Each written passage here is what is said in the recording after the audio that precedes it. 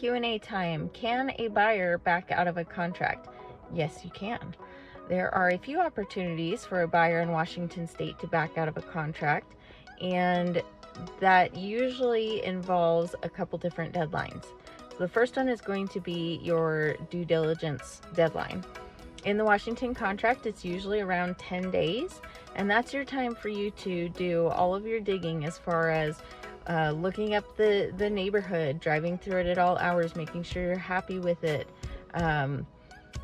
doing some research on the crime reports, or meeting the neighbors and making sure you get along with them, all those extra little details that go into buying a home.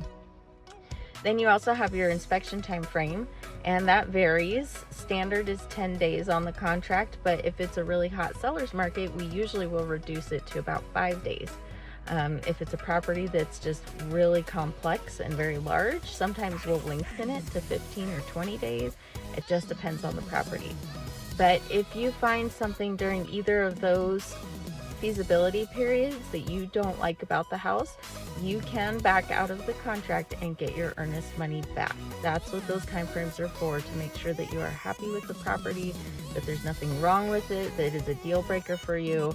So definitely take advantage of those time frames to make sure that you're doing your due diligence, and let your agent know if you see something concerning or have questions about, so they can do some deeper digging for you.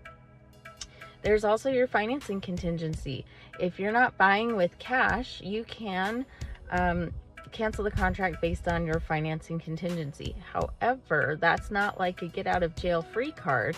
That is a serious contingency that involves you not qualifying for your financing. So say you're using a VA loan or a conventional loan, and you are going through the underwriting process, and we'll talk more about that in another video.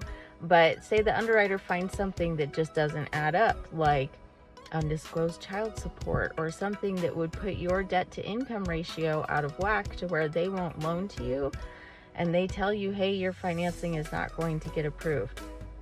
Even if you're well into the contract, as long as you're still within that financing contingency, which is usually about 21 days, you can notify the other agent and in writing, and the lender will have to provide proof of why your financing did not go through, but you would then cancel the contract and you would get your money back, your earnest money back. So those are 3 great examples of how a buyer can back out of a contract if needed. It's never ideal, but it does protect you as a buyer from getting into a house that might be a bad situation for you. So I hope this helps. If you have questions, always reach out.